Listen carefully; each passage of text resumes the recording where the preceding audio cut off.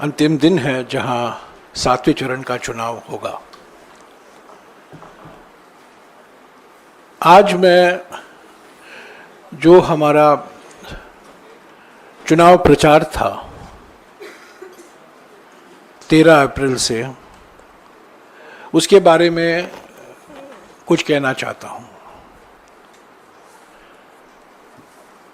हमने 77 दिनों में चुनाव आयोग को 118 शिकायतें प्रस्तुत की। ये 118 शिकायतें आचार संहिता का उल्लंघन, रिप्रेजेंटेशन ऑफ पीपल्स एक्ट 1951 का उल्लंघन और सुप्रीम कोर्ट के अनेक निर्णयों का उल्लंघन है।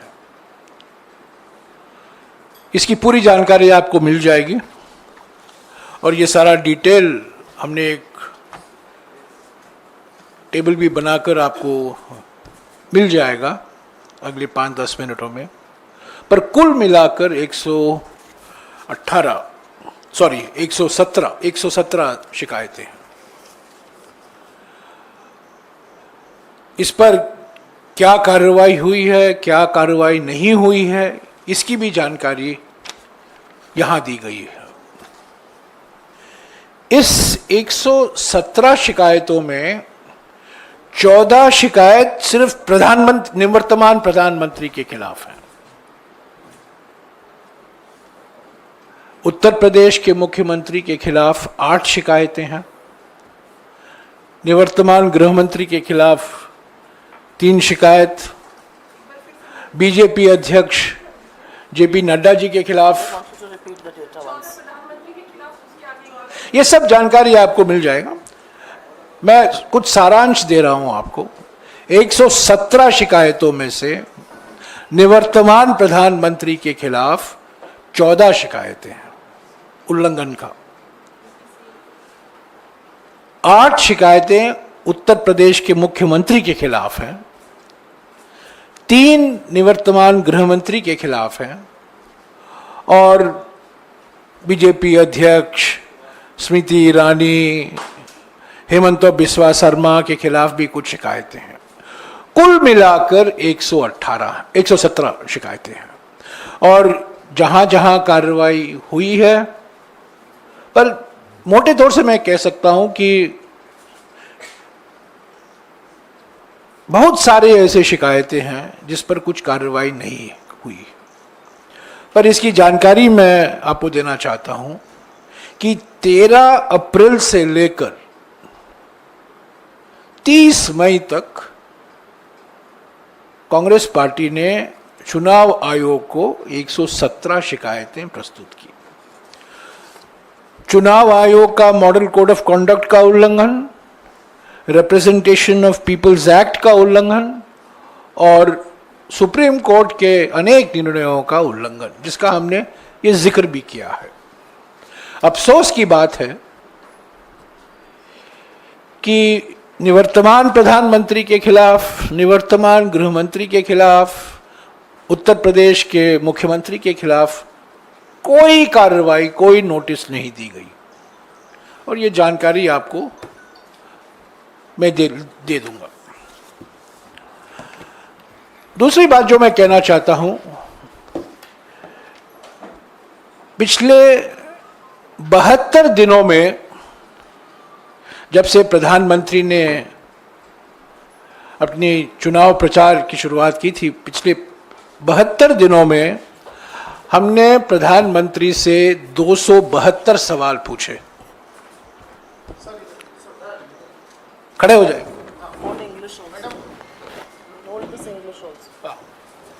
ये अंग्रेजी और ये हिंदी है।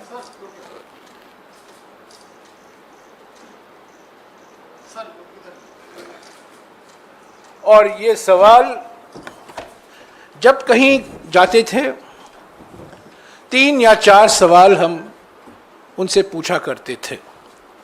तो इस रिपोर्ट का शीर्षक है 72 दिन 272 सवाल जीरो जवाब, भाग मोदी भाग।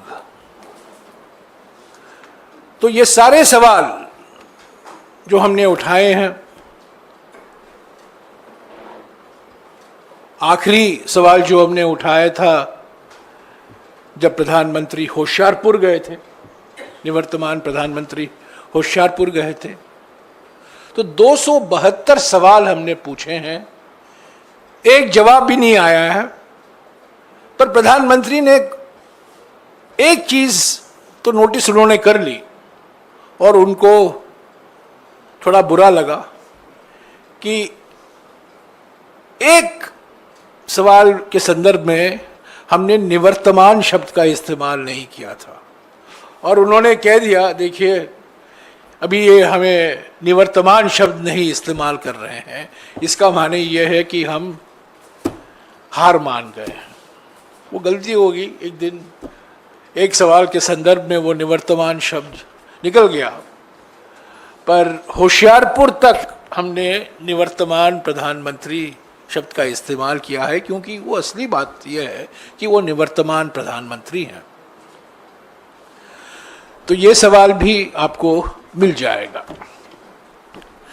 तीसरी बात, कांग्रेस पार्टी का जो अभियान रहा है, जो चुनाव प्रचार रहा है, बड़ा सकारात्मक एजेंडा और नैरेटिव जो तय किया गया है, ये भारत जोड़ो न्याय यात्रा का नतीजा है। पहली बार 23 जनवरी 2024 को राहुल गांधी जी ने गुवाहाटी में हमारे 5 न्याय का कार्यक्रम की घोषणा की थी। नारी न्याय, युवा न्याय, किसान न्याय, श्रमिक न्याय और हिस्सेदारी न्याय। 23 जनवरी को पहली बार राहुल जी ने ये 5 न्याय का कार्यक्रम का जिक्र किया था। 5 फरवरी 2024 को राहुल जी ने रांची में हिस्सेदारी न्याय की बात की और हिस्सेदारी न्याय को लेकर क्या हमारे 5 गारंटियां हैं उसका उन्होंने जिक्र किया। 13 फरवरी को अंबिकापुर में कांग्रेस अध्यक्ष मल्लिकार्जुन खड़गे जी और राहुल जी दोनों ने किसान न्याय को लेकर जो हमारे 5 गारंटियां हैं, एमएसपी को लेकर, कर्जा माफ गारंटी को लेकर जो 5 गारंटियां हैं उनकी घोषणा की। ये 13 फरवरी 2024 को। तब 7 मार्च 2024 को बांसवाड़ा में कांग्रेस अध्यक्ष मल्लिकार्जुन खड़गे जी और राहुल जी ने युवा न्याय को लेकर जो हमारे 5 गारंटियां हैं उसकी उन्होंने घोषणा की। 12 मार्च को नंदुरबार में राहुल जी ने कांग्रेस पार्टी के आदिवासी संकल्प,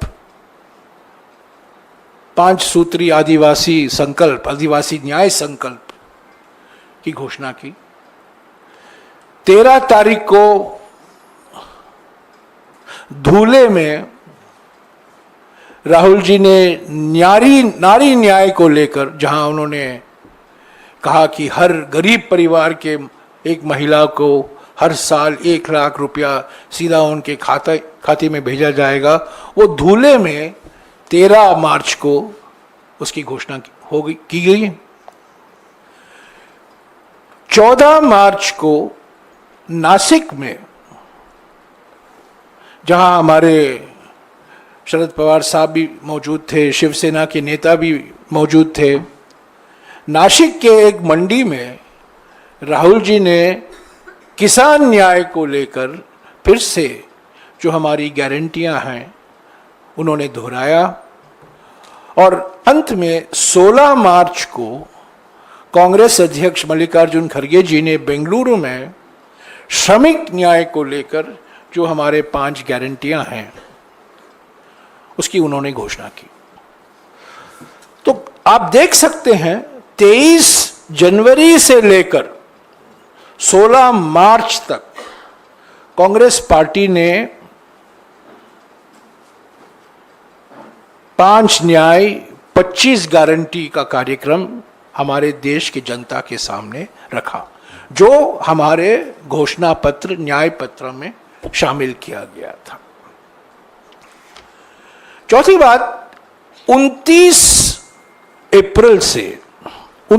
अप्रैल पाटन से, गुजरात से राहुल जी अपने सार्वजनिक सभाओं में भारत, ये है भारत का संविधान, इन्होंने इसको दिखाकर, अपने रैली में दिखाकर जो हमारा संकल्प है, जो हमारा गारंटी है सामाजिक न्याय को सुरक्षित रखने का, जाति जनगणना करवाने का, और जो 50% सीमा है अनुसूचित जाति, अनुसूचित जनजाति और पिछड़े वर्गों के लिए जो आरक्षण है, जो सुप्रीम कोर्ट ने जो 1992 में सीमा तय किया था, उसको बढ़ाने का गारंटी भी राहुल जी ने किया। ये 29 अप्रैल से ये अपने हर सभा में, हर रैली में ये किताब, भारत का संविधान, ये दिखाते थे और हमारी गारंटियां को दोहराते थे।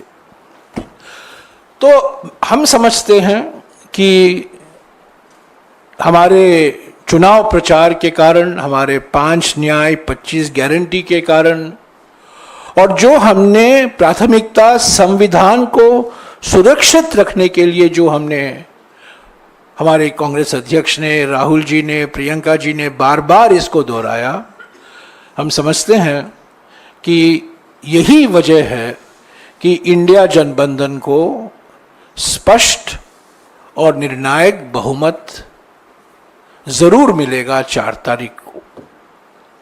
मैं अभी, मेरे 2 सहयोगी पवन खेरा जी हैं और सुप्रिया श्रीनाथ जी हैं, मीडिया और पब्लिसिटी को लेकर जो हमारा एक समग्र मीडिया और पब्लिसिटी अभियान था वो पवन जी आपको बताएंगे।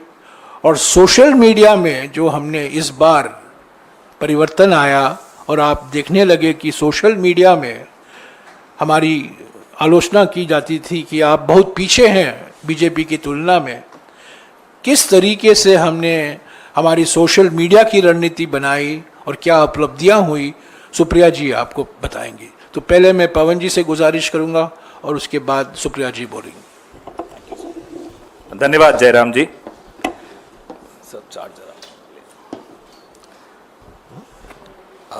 जब भी कोई चुनाव होता है, कोई भी पार्टी जब वोट मांगने जाती है तो अपने मुद्दे सामने रखती है, अपने प्रचार के जो स्तंभ होते हैं वो सबके सामने रखती है। ये हमारा एजेंडा है, ये हमारा नैरेटिव है, ये हमारी नीतियां रहेंगी। और जो सत्तारूढ़ दल है वो बताता है कि ये हमारा ट्रैक रिकॉर्ड है, 10 साल या 5 साल हमने ये किया और ये नहीं कर पाए तो इस कारण से नहीं कर पाए, आने वाले वक्त में अगले 5 साल में हम ये करके दिखाएंगे। तो कांग्रेस पार्टी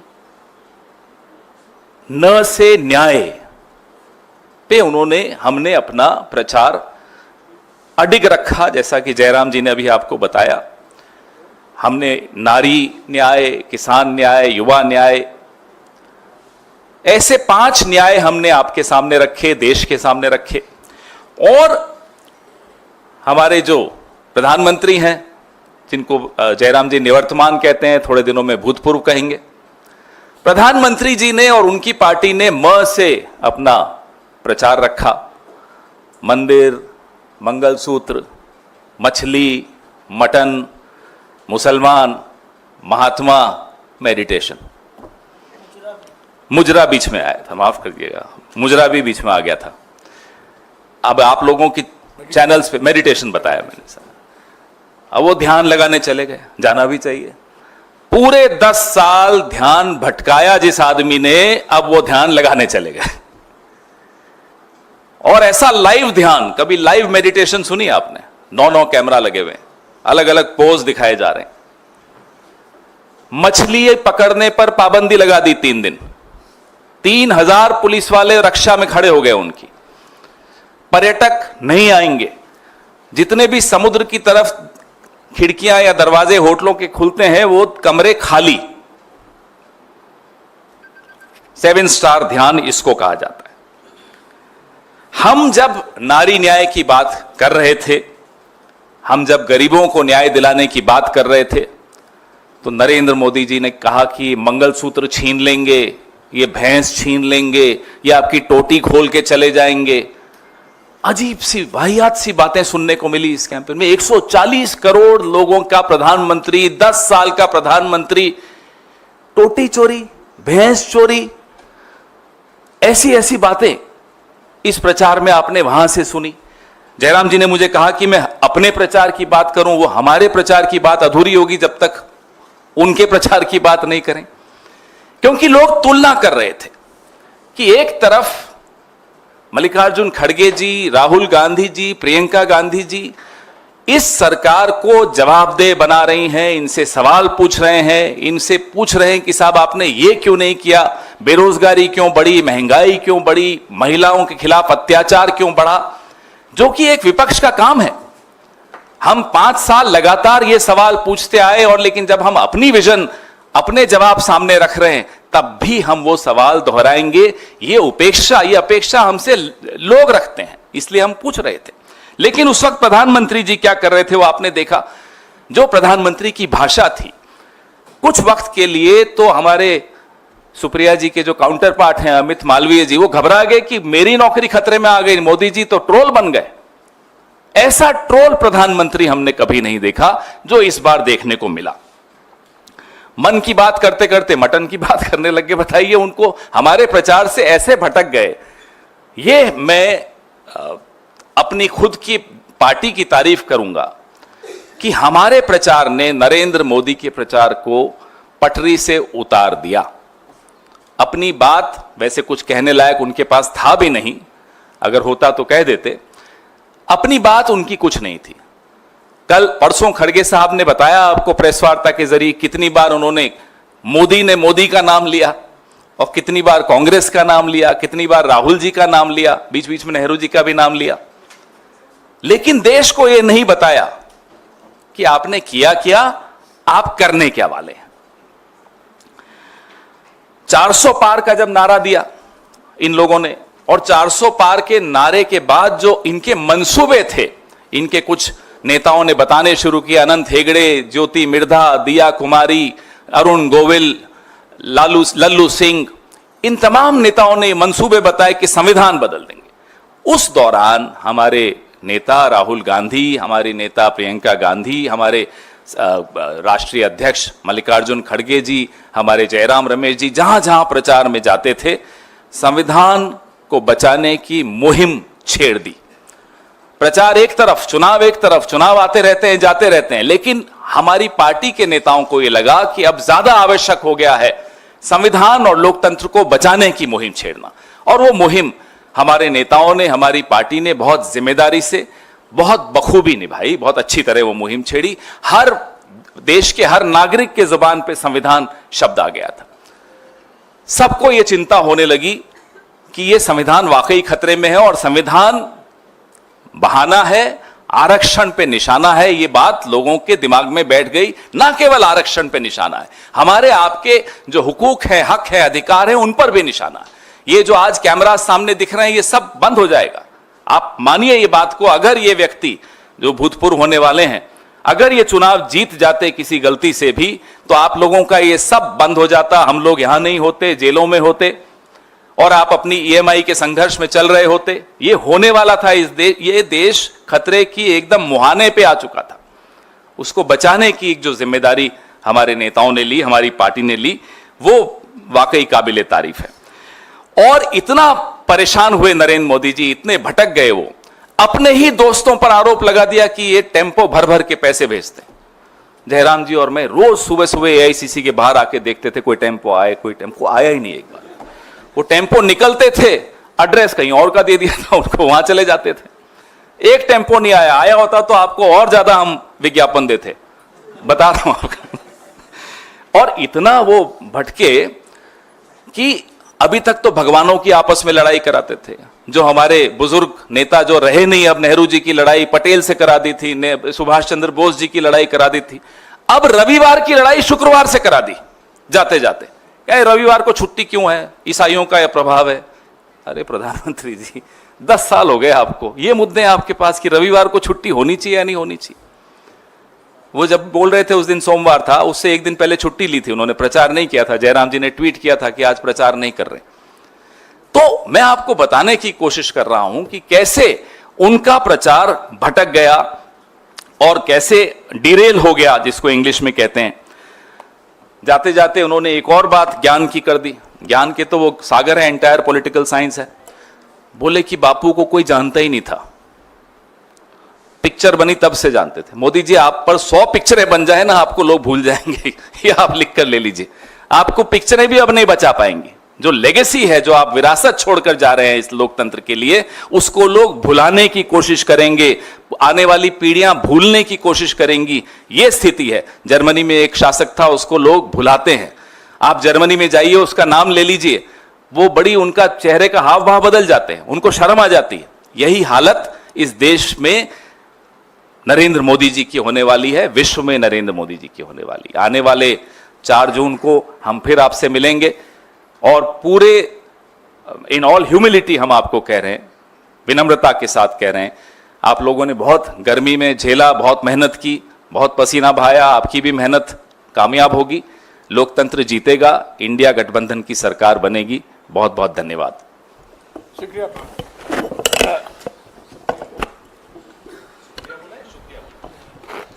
बहुत बहुत धन्यवाद। पवन जी, आप कह रहे थे इन पर पिक्चरें 100 बन जाए, एक बनी थी, 2 बार रिलीज हुई थी, फिर भी मुंह की खाई।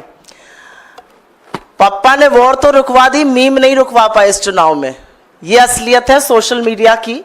और मैं कुछ आंकड़ों से बात कर देती हूँ, आंकड़े मुझे बेहद पसंद है और आंकड़े कभी झुठलाए नहीं जाते। ये पब्लिकली अवेलेबल डेटा है, आप में से कोई भी चाहिए हमारे स्टैट्स को या थर्ड पार्टी टूल को यूज करके बीजेपी के स्टैटिस्टिक्स को देख लीजिएगा। और ये दिखाता है कि लोग क्या सुन रहे थे इस चुनाव में, लोग क्या सुनना चाहते थे, लोग किसकी बात सुन रहे थे, लोग किन मुद्दों से प्रभावित हो रहे थे, लोगों का ध्यान किसने आकर्षित किया हुआ था। मैं आपको पहले डेटा देती हूं YouTube का, क्योंकि मेरा मानना है और तमाम लोगों का भी मानना है कि सोशल मीडिया के जितने भी प्लेटफॉर्म्स थे, उसमें सबसे जरूरी प्लेटफॉर्म इस बार YouTube था, क्योंकि वीडियो की बहुत खपत थी और YouTube जिस तरह से गूगल लोडेड आता है, बहुत बहुत ज्यादा प्रचलित था। YouTube पर मार्च से मई के बीच में, और मैं 16 मार्च के डेटा से बात करी क्योंकि जिस दिन चुनाव अनाउंस हुआ था उससे 30 मई तक का डेटा है, 613 मिलियन व्यू कांग्रेस पार्टी के थे, 150 मिलियन व्यू भाजपा के थे। तो कहीं ना कहीं YouTube पर भी लोग हमारी बात सुन रहे थे, हमारे नेताओं को सुन रहे थे, हमारी रैलियों को सुन रहे थे, हमारी प्रेस कॉन्फ्रेंस को सुन रहे थे। इसमें एक बड़ा इंटरेस्टिंग डेटा ये है, और YouTube का डेटा देने के पहले मैं एक और डेटा दे देती हूं, इंस्टाग्राम का डेटा। इंस्टाग्राम को बड़ा यूथ फ्रेंडली माना जाता है, ज्यादातर यूजर्स जो होते हैं वो यंग होते हैं। इंस्टाग्राम पे हमारी एवरेज लाइक 1,21,000, बीजेपी की एवरेज लाइक 26,945। यह दिखाता है आपको कि डेली फॉलोअर जब हमारे 33,000 बढ़ रहे थे तो बीजेपी के 5,300 बढ़ रहे थे। तो कहीं ना कहीं जो युवा देश है, जो यंग है, जो इस चुनाव का निर्धारण करेंगे, जो निर्णय करेंगे कि सरकार किसकी बनेगी, वो कांग्रेस की बात सुन रहा था, कांग्रेस के नेताओं की बात सुन रहा था, कांग्रेस का नैरेटिव सुन रहा था, कांग्रेस के उठाए मुद्दों की बात सुन रहा था। और यही नहीं, YouTube पर भी जो 53% हमारे यूजर्स हैं वो 34 वर्ष से आयु में कम है। हमने करीब 350 से ज्यादा रैली, प्रेस कॉन्फ्रेंसेस और स्पेशल इवेंट्स लाइव किए। हमारे इंप्रेशंस ट्विटर पे जबरदस्त उसमें बढ़त हुई। एवरेज लाइक हमारे ट्विटर पे बीजेपी से कई गुना ज्यादा है। यही स्टोरी फेसबुक की है, यही स्टोरी यूट्यूब की है, यही स्टोरी इंस्टाग्राम की है। लेकिन यह स्टोरी क्यों है? और मुझे लगता है जयराम जी ने और पवन जी ने इसका एक आपको लेखा जोखा दे दिया है। सोशल मीडिया कोई दूसरे प्लैनेट पर चलने वाला जीव जंतु नहीं है। सोशल मीडिया पॉलिटिक्स में, आज की पॉलिटिक्स में रियल पॉलिटिक्स जो ग्राउंड पर हो रही है, जो कार्यकर्ता कर रहा है और जो सोशल मीडिया का वॉरियर कर रहा है, वो एक तरह से पैरेलल एक दूसरे के पूरक होकर चल रहे हैं। और इसीलिए क्योंकि हम मुद्दों पर अड़े रहे, क्योंकि कांग्रेस के प्लेटफॉर्म्स पर लोगों को अपने मतलब की बात, अपना रोजगार, अपनी महंगाई कम, अपनी गरीबी, अपनी गिनती की बात सुनाई दे रही थी, इसलिए लोग हमसे ज्यादा एंगेज हुए। हमने ज्यादा एंगेजिंग कंटेंट बनाया, हमारा कंटेंट ज्यादा फ्रेश था, हमारा कंटेंट यूनिक था। हमने गुब्बारे दिखाए जिसको आप एक उंगली से फोड़ सकते थे। हमने महिलाएं दिखाई जिन्होंने कहा कि दिन भर व्हाट्सएप पढ़ के जिस सरकार को बनाया है उसको हटाना है। और ये पूरा कुछ करने में हमने सरकार को कटघरे में खड़ा किया, मीडिया ने भी, हमारे मीडिया विभाग ने भी खड़ा किया, हमने भी खड़ा किया। हमने कटु आलोचना करी, हमने तीखे प्रहार किए, लेकिन हमने एक बार भी राजनीति की शुचिता और मर्यादा को नहीं लांघा। और उसका परिणाम है कि लोगों ने दिल खोलकर हमारा कंटेंट देखा, उसको सराहा, उसका एंगेजमेंट ज्यादा था और यह दिख रहा था आपको पूरी तरह से। एक बड़ी विचित्र बात थी, अगर आप कांग्रेस के किसी भी सोशल मीडिया प्लेटफॉर्म पर जाते, कांग्रेस के किसी नेता के प्लेटफॉर्म पर जाते, पवन जी पर जाते, मुझ पर जाते, जयराम जी पर जाते, राहुल जी के पे भी जाते, तो वहां पर आपको आम जनता की आवाज जरूर दिख रही थी। 4-5 दिन के कंटेंट हम आम जनता की आवाज लगाते थे। बीजेपी के पूरे सोशल मीडिया से, उनकी पूरी स्ट्रैटेजी से आम आदमी की आवाज पूरी तरह से गायब है। वही पेड एक्टर, वही इक्के दुक्के लोग और वही विभत्स बेवकूफी के ऐड। बीजेपी ने कहीं पर इस देश को बेवकूफ समझने की गलती की। इसलिए गलती अगर ये ना करते तो वो 2014 का जो कैंपेन था वो 2024 में रिपीट नहीं करते। कोई फ्रेशनेस नहीं, आपने एक एक्टर हायर कर लिया, उसको किसी राजनेता जैसा लगा दिया, उससे बेवकूफी के बयान आप कहलवाते जा रहे हैं। ये बहुत बोर हो चुकी है जनता। एंगेजमेंट दिखाता है कि जनता क्या सराह रही है और क्या नहीं। ऐसे भी दिन हमने देखे जब गृह मंत्री को 4 लोग सुन रहे थे, मोदी जी को 400 लोग बीजेपी के प्लेटफॉर्म पर सुन रहे थे और 4-4 लाख से 40 लाख लोग हमारे नेताओं को यूट्यूब प्लेटफॉर्म्स पे सुन रहे थे। हमने रियल टाइम फैक्ट चेक किया, बखिया उधेड़ी, कलई खोली बीजेपी के और मोदी जी के हर झूठ की। लेकिन हां, मैं यहां पर पूरी तरह से धन्यवाद, साधुवाद देना चाहती हूं अपनी लीडरशिप का। हमारे अध्यक्ष राहुल जी, प्रियंका जी, सब लोग, जयराम जी, हम लोग मुद्दों पर डटे रहे। हम बिल्कुल भी डिस्ट्रैक्ट नहीं हुए। हमारा मुद्दा महंगाई था, बेरोजगारी था, आर्थिक असमानता था, महिला सुरक्षा था, बदहाल किसान था, मजदूर जो मजबूर है वो था, और हमारा इशू था हाशिए पर जो लोग हैं वो मुख्य धारा में आए। क्योंकि हमने वो बात करी, लोगों ने हमारी बात सुनी। असलियत यह है कि मोदी जी मंगलसूत्र और मुजरे की बात कर रहे थे, राहुल गांधी अग्निवीर और किसान की बात कर रहे थे। मोदी जी अपने परमात्मा होने का प्रूफ दे रहे थे दुनिया को। राहुल जी पूछ रहे थे कि पोर्श से अगर एक लड़के से एक्सीडेंट हो जाता है उसको 300 शब्दों का निबंध लिख के छोड़ दिया जाता है, कोई ड्राइवर से होता है तो उसको 10 साल के लिए जेल में क्यों डाल दिया जाता है। तो लोगों को समझ में आ रहा था कि कौन मुद्दे की बात कर रहा है, कौन लेखा जोखा दे रहा है, किसके पास भविष्य का एक खाका, भविष्य की एक रणनीति है। और उसी के चलते ये कैंपेन सक्सेसफुल थी।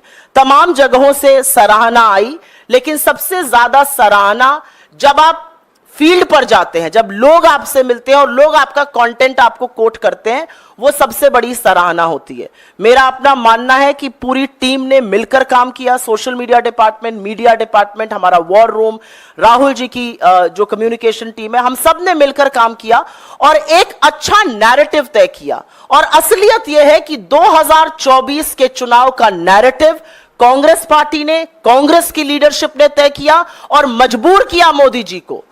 और उसी से घबराकर, उसी से बौखलाकर वो उल जलूल बात करने लगे। लेकिन ये देश जो बेरोजगारी से, महंगाई से, आर्थिक असमानता से जूझ रहा है, ये बिल्कुल मूड में नहीं था आपकी बात सुनने के लिए। इसके पास आपके जुमलों के लिए वक्त नहीं है। इस देश ने बड़े तरीके से वोट डालकर अपना मत दे दिया है। मैं आज ही उत्तर प्रदेश से लौटी हूं और पुनः वापस जा रही हूं अपना वोट डालने, और दावे के साथ कह सकती हूं, चौंकाने वाले प्रमाण आपको, जिसको तथाकथित बीजेपी का गढ़ कहा जाता है, वहां से आने वाले हैं। और इसलिए आ रहे हैं क्योंकि लोगों को एक उम्मीद, लोगों को एक भरोसा, लोगों को एक आशा हो चुकी है हमारा प्रचार प्रसार, हमारा कैंपेन, हमारी लीडरशिप की बात सुनकर, कि एक नेता सामने ऐसा है जो आंख में आंख डालकर आपसे सच बात कर रहा है, जिसको स्क्रिप्टेड इंटरव्यूज की, जिसको धनबल की, जिसको एजेंसी की, जिसको 80-80 इंटरव्यू की जरूरत नहीं है। वो सीधे आपसे बात कर रहा है। उसने एक भी इंटरव्यू नहीं किया, 80 इंटरव्यू साहब ने किए, एक भी नैरेटिव नहीं बना पाए। नैरेटिव बनाना तो दूर, अपनी मिट्टी पलीद खूब की, अपने आप को अजीबोगरीब बातें कहकर, गरीब हो जाए सब क्या कहकर, परमात्मा का स्वरूप बनाकर, मुजरे की बात करके, लोगों के सवालों को कचड़ा कहकर।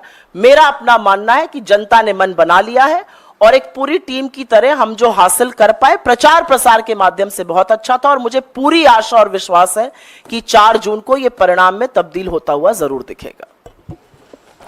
शुक्रिया। आपको ये जो इलेक्शन कमीशन की शिकायतें हैं आपको मिल गया होगा अब तक, और ये जो रिपोर्ट है भाग मोदी भाग, जो 272 सवाल है जिसका कोई भी जवाब नहीं है, वो भी आपको मिल गया होगा। कुछ सवाल? हाँ जी। मेरा सवाल ये है कि जैसे आपने जो डेटा दिया कि आपने चुनाव आयोग से शिकायत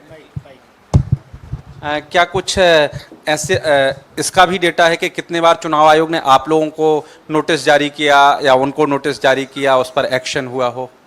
नहीं, हमको भी नोटिस आए। आप जानते हैं कि हमने एक शिकायत की थी प्रधानमंत्री के खिलाफ, उस संदर्भ में उन्होंने प्रधानमंत्री को तो नोटिस नहीं भेजा, राहुल जी को भी नहीं भेजा, पर राहुल जी निशाना तो थे, पर खरगे जी को नोटिस आया और वहाँ नड्डा जी को नोटिस गया। पर जो हमारी शिकायत थी, जो 14 हमने प्रधानमंत्री, व्यक्तिगत रूप से हमने प्रधानमंत्री की भाषा के खिलाफ और उनके चुनाव प्रचार के खिलाफ जो हमने शिकायत की थी, उस पर कोई उन्होंने कार्रवाई नहीं की। अफसोस के साथ कहना पड़ता है, हम बार बार हर हफ्ते हम चुनाव आयोग से मिला करते थे और हम उनसे गुजारिश करते थे कि इस पर कार्रवाई हो, पर अफसोस की बात है कि 117 टोटल, कुल मिलाकर 117 शिकायतें हैं, उनमें से 14 सीधे प्रधानमंत्री से जुड़े हुए। जयराम जी, आप लोगों ने शिकायत की थी कि प्रधानमंत्री हाँ, एक और बात मैं कहना चाहता हूँ, ये जो 117 शिकायतें हैं, ये AICC की तरफ से शिकायतें हैं।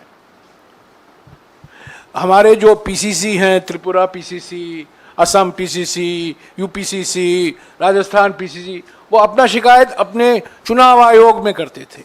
ये सेंट्रल इलेक्शन कमीशन यानी स्टेट चुनाव आयोग नहीं, यहाँ के चुनाव आयोग AICC की तरफ से हमने 117 शिकायतें की हैं। ये 77 दिन का आंकड़ा है। पहला शिकायत हमने 13 तारीख मार्च को किया था और आखिरी शिकायत हमने 30 तारीख को, ये आप जानते हैं, ये गहरे चिंतन को लेकर हमने किया है। सर, जयराम जी, जो आपने आखिरी शिकायत की थी 30 तारीख को, उसमें आपने अपील की थी, चुनाव आयोग से मांग की थी कि प्रधानमंत्री के मौन व्रत के लाइव टेलीकास्ट पर रोक लगाई जाए, और ये चुनाव आयोग का मतलब चुनाव आचार संहिता का उल्लंघन है। लेकिन चुनाव आयोग ने माना कि ये चुनाव आचार संहिता का उल्लंघन नहीं है। इसको कैसे देखते हैं आप? चुनाव आयोग ने सीधे खारिज किया। मैं आपको पढ़कर सुनाता हूँ कि हमने शिकायत की थी प्रधानमंत्री के खिलाफ। ये complaint against the meditation trip of Mr. Modi taking place from 30th May 2024 to July 1st 2024 as a way of indirectly violating the silence period to continue his campaign। तो इसको लेकर हमने शिकायत की थी, पर अभी तक इस पर कोई कार्रवाई नहीं हुई है। नहीं, हमको कुछ जानकारी मिली नहीं है। चुनाव आयोग ने स्वीकारा हमारी शिकायत को, पर कोई कार्रवाई नहीं हुई। हर एक शिकायत के खिलाफ जो कार्रवाई की गई है उसकी जानकारी मैंने आपको दी है। 14 शिकायतें हैं प्रधानमंत्री की। ये पहली बार, कभी नहीं हुआ ऐसे हमारे चुनाव के इतिहास में, पहली बार प्रधानमंत्री के प्रचार के खिलाफ 14 शिकायत हमने की है, पहली बार। जयराम जी, आप सीधे तौर पे ये कह सकते हैं कि आप चुनाव आयोग पे सवाल उठा रहे हैं? 2004 में चुनाव 20 दिन के अंदर हुए। पहला सवाल तो उठता है 42 दिन क्यों लगे? डिजिटल इंडिया बन गया, स्टैंड अप इंडिया बन गया, सब इंडिया बन गया। 2004 में 20 दिन लगे थे चुनाव खत्म करने के लिए, इस बार 42 दिन लगे हैं। कुछ कारण होंगे, हमें तो पता नहीं है, पर यह भी एक सवाल है। जिस तरीके से हमने शिकायत की है, जिस मात्रा में हमने शिकायत की है और किस तरह से उन्होंने कार्रवाई नहीं की है, इस पर भी सवाल उठते हैं। हमने मई 2023 से चुनाव आयोग से टाइम मांगा था वीवीपैट को लेकर, उस पर भी चुप्पी थी, हम मिल नहीं पाए। और आप जानते हैं कि हमारे दबाव के कारण चुनाव आयोग ने जो जानकारी उनको देना चाहिए था, जब चुनाव खत्म होता है 1 दिन के अंदर या 2 दिन के अंदर, पहले चरण की जानकारी 11 दिन के बाद उन्होंने दिया, आप जानते हैं, और सुप्रीम कोर्ट को भी कहना पड़ा। तो कई सवाल उठते हैं चुनाव आयोग के व्यवहार पर। चुनाव आयोग एक संवैधानिक संस्था है, हम चुनाव आयोग का बहुत सम्मान करते हैं, पर अफसोस की बात है कि इस बार निष्पक्षता हमें दिखाई नहीं दिया। सुप्रिया जी, एक सवाल इधर से है। सुप्रिया जी, आज कुछ जगहों पे ये खबर छपी है कि आपके शायद संज्ञान में आया होगा कि गार्जियन अखबार ने ये खबर लिखी है कि सोशल मीडिया प्लेटफॉर्म पे अपोजिशन के रीच को रेस्ट्रिक्ट करने के लिए इस पूरी चुनावी प्रक्रिया के शुरू होने से पहले सरकार ने या तो कोई डील किया या उनको दबाव मिलाया। बावजूद इसके जो परफॉर्मेंस आप लोगों का रहा और ये जो खबर आई है, इसको लेकर आप क्या कहेंगे? मैं सबसे पहले तो ये कहूंगी कि मुझे गार्जियन अखबार की खबर का जो संज्ञान है वो मिला सवेरे। मैं ना इसका खंडन कर सकती हूँ ना इसकी पुष्टि कर सकती हूँ, क्योंकि मेरे पास ऐसे कोई सबूत नहीं है।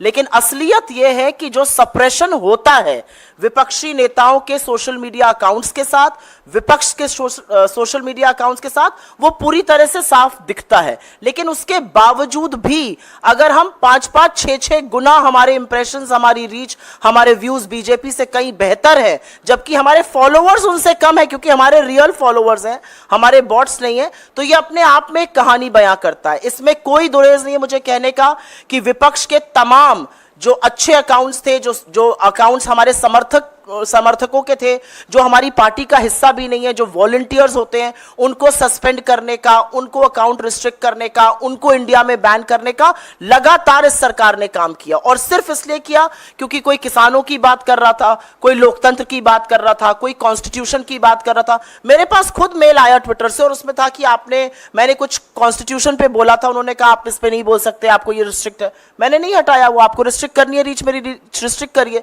पर मेरा अपना मानना है कि जिस तरह से सरकार दखल अंदाजी करती है, जिस तरह से सरकार सोशल मीडिया प्लेटफॉर्म्स को मैनिपुलेट करने का, जिस तरह से ministry of IT and information लिखती है चिट्ठियां इन प्लेटफॉर्म्स को, वो किसी से छुपा हुआ नहीं है। और वो कई बार उन्होंने खुलकर सामने आकर भी कहा है कि ऐसा ऐसा लिख कर आया है, हम इससे सहमत नहीं है, लेकिन क्योंकि सरकार की ओर से लिख के आया है हमें इस अकाउंट को बैन करना पड़ रहा है। लेकिन उसके बावजूद भी अगर हम इतना अच्छा परफॉर्म कर रहे हैं तो कुछ तो हमने अच्छा किया होगा।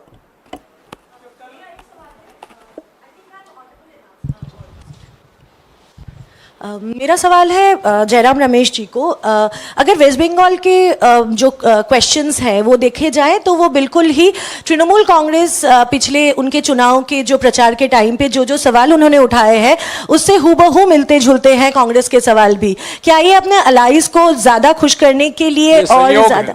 ये संयोग है, इसमें कोई राजनीति नहीं है। पश्चिम बंगाल में जो चुनाव लड़ाया गया है लोकसभा के लिए लड़ा गया, ये विधानसभा के चुनाव नहीं है। और हम बीजेपी के खिलाफ लड़ रहे हैं, ये विधानसभा चुनाव नहीं है। और टीएमसी के नेता ने खुद कहा है कि मैं इंडिया जनबंधन को समर्थन देती हूँ। टीएमसी इंडिया जनबंधन का हिस्सा है। जो सवाल हमने किया है, जब भी प्रधानमंत्री पश्चिम बंगाल जाते हैं और गए हैं, वो पश्चिम बंगाल की जनता वो सवाल कर रही है। इसको आप कोई राजनीतिक चश्मे के से मत देखिएगा, ये जनता के सवाल है। और जो भेदभाव हुआ है पश्चिम बंगाल सरकार के खिलाफ, वो भेदभाव पश्चिम बंगाल की जनता के साथ हुआ है। इसीलिए हमने ये मुद्दे उठाए हैं। मैं जानता हूं आपके प्रश्न के पीछे क्या मायने हैं पर इसीलिए मैं आपको कह रहा हूं, ये किसी एक पार्टी के पक्ष के लिए नहीं है, पर यह बात सही है कि ये सवाल टीएमसी भी उठा रही है और ये सवाल कुछ बीजेपी के नेता ने भी उठाया है पश्चिम बंगाल में, क्यों हमारे खिलाफ भेदभाव किया जा रहा है। तो ये पश्चिम बंगाल के सवाल पश्चिम बंगाल की जनता की चिंता है, इसीलिए हमने उठाया। कल राहुल गांधी ने एक वीडियो जारी किया था और उसमें उन्होंने ये अपील किया है कि अंतिम समय तक पोलिंग बूथ और स्ट्रांग रूम पर नज़र बनाए रखें। तो क्या गड़बड़ी के आसार नज़र आ रहे हैं? इसके पीछे क्या देखते हैं आप? मुझे लगता है कैंपेन खत्म करने के बाद राहुल जी ने पूरे देश में हर प्रांत में, कितने शहरों में, कितनी कंस्टिट्यूएंसीज में जाकर कैंपेन किया है और हम लोगों में से हम सब लोग किन्हीं किन्हीं रैलीज में वहां पर रहे और जिस तरह से जन सैलाब और एक सुनामी हमने देखी है, मुझे लगता है उनका वीडियो जो था, उसका जो पहला अंश था, वो लोगों को, कांग्रेस के कार्यकर्ताओं को, इंडिया गठबंधन के कार्यकर्ताओं का साधुवाद करते हुए था। और उन्होंने बिल्कुल सही कहा कि आप लोग मुस्तैदी से डटे रहिएगा और ईवीएम पर नजर रखिएगा, पोलिंग पर आखिरी दम तक रहिएगा जब तक काउंटिंग हो रही है। इसमें कहने में क्या दिक्कत है? लोगों के मन में संशय तो है ही ईवीएम को, तो अपने कार्यकर्ताओं को एड्रेस कर रहे हैं, इसमें तो मुझे नहीं लगता कोई कंट्रोवर्सी, ऐसा कोई सवाल आना चाहिए। आपके सहयोगी तेजस्वी यादव ने कहा कि 4 तारीख को प्रधानमंत्री नरेंद्र मोदी की विदाई तय है और अपनी पार्टी बचाने के लिए हमारे चाचा नीतीश जी पलटी मारेंगे। अगर नीतीश वापस इंडिया गठबंधन में आते हैं तो क्या आप लोग स्वीकार करेंगे उन्हें? पलटी मारने का उनकी आदत है, पुरानी आदत है, क्या करें। 4 तारीख को करेंगे क्या, मुझे जानकारी नहीं है, पर उनको, उनके बावजूद हमको जनादेश मिलने वाला है, इंडिया जनबंधन को जनादेश मिलने वाला है। जेडीयू की कोई ज़रूरत नहीं होगी जनादेश मिलने के लिए। आप देखेंगे बिहार के जो नतीजे आएंगे वो बहुत आश्चर्यजनक होगा और पलटी की कोई ज़रूरत नहीं होगी। सुप्रिया मैम, आपसे सवाल था इधर से। अगर जो लोग पलटी करना चाहते हैं उनको हम रोक नहीं सकते ना।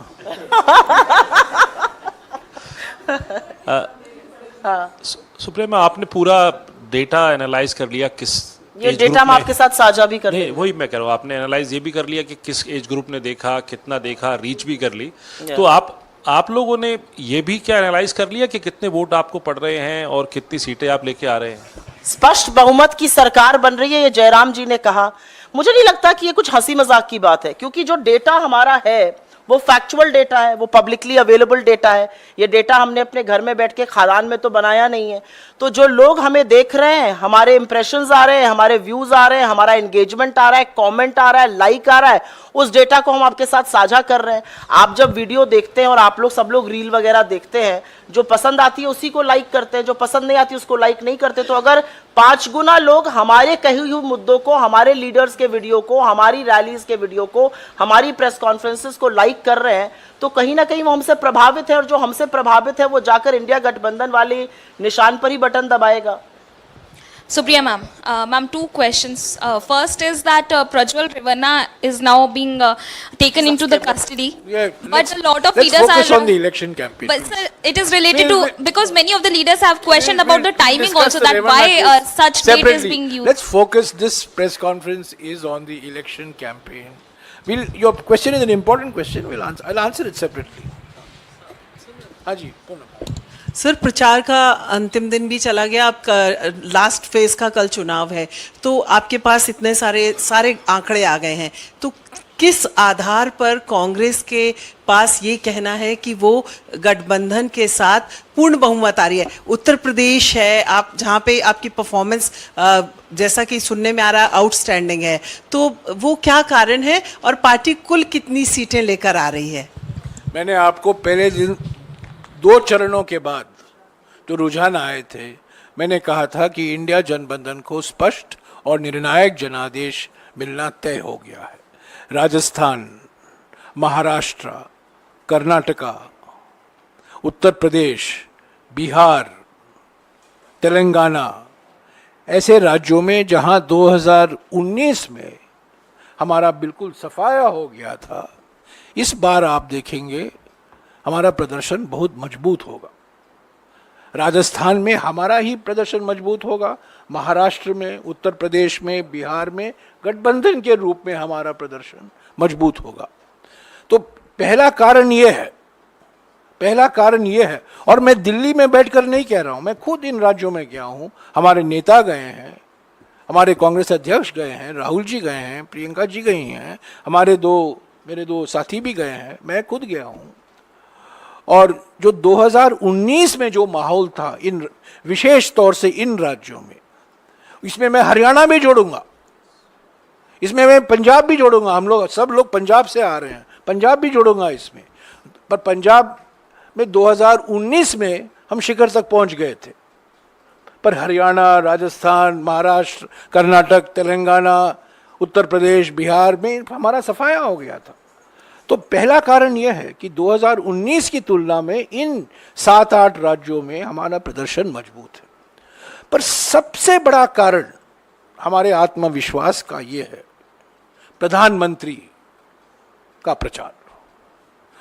जिस तरीके से वो भौखलाए गए हैं और रोज को नया मुद्दा ढूंढते थे, कोई कंसिस्टेंट, ये आलोचना कांग्रेस पार्टी की जाती थी कि आपका कोई नैरेटिव नहीं है, आप रोज बदलते रहते हैं। इस बार प्रधानमंत्री पर यह आरोप लगाया जा सकता है, रोज एक नया जान हटाने के लिए एक नया मुद्दा उठा देते थे, और जो झूठ की महामारी है वो उन्होंने फैलाया है। हमारे घोषणा पत्र को लेकर, राहुल जी के भाषणों को लेकर, खड़गे जी के भाषणों को लेकर, ये बिल्कुल साफ हो गया था कि वो घबराए हुए हैं, भौखलाए हुए हैं। जो प्रधानमंत्री में जो जिस आत्मविश्वास के साथ बोला करते थे, इस बार देखिए वो दिखाई नहीं देता है, थके हुए दिखते हैं। तो इसीलिए हमें विश्वास है। और तीसरी बात, 2019 में एक बालाकोट था, वो एक मुद्दा था, भावनात्मक मुद्दा था। इस बार कोई लहर नहीं था, चुपचाप तरीके से किसान, युवा, और मैं समझता हूं संविधान को लेकर जो मुद्दा बना, आरक्षण को लेकर जो मुद्दा बना, ये हमारे लिए बहुत फायदेमंद हुआ। तो इसीलिए मैं कह रहा हूं आत्मविश्वास के साथ, कोई एक आंकड़ा नहीं दूंगा, पर मैं ये कहूंगा कि जनादेश स्पष्ट और निर्णायक होगा, और एनडीए के जो कई घटक दल हैं कतार में खड़े होंगे इंडिया में शामिल होने के लिए। और थैंक यू।